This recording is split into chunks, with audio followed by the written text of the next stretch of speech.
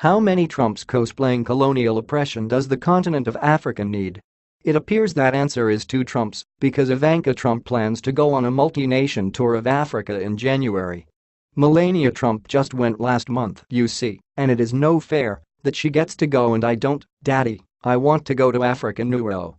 Indeed, according to a very amusing piece in the New York Times, there appears to be a tiny bit of tension between the first daughter and the first lady, chiefly that they probably hate each other a lot.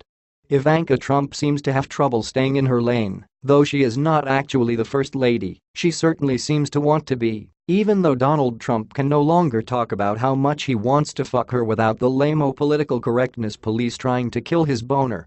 The big hook here is that when Melania said she was planning a trip to Africa in October, Ivanka's staff immediately countered that she planned to go to Africa too, she just hadn't said anything yet. Now, it's perfectly normal for people to plan similar trips, as proven by my Instagram feed full of Portuguese beaches. But it appears to have caused some tension in an already strained relationship, which was described thusly: by all accounts, the 2 women have a complicated dynamic, and they coexist with little overlap in their roles.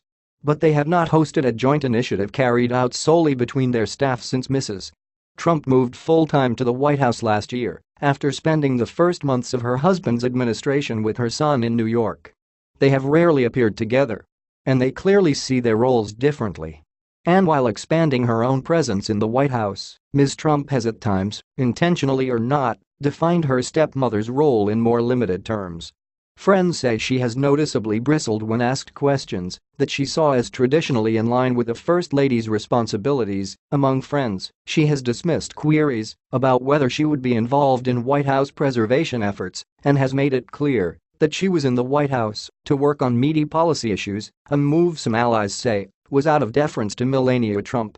Complicated, an anonymous White House's staffer who may or may not have been Ivanka Trump told the New York Times that the First Lady and Ivanka have a great relationship, but the White House is not known for its veracity.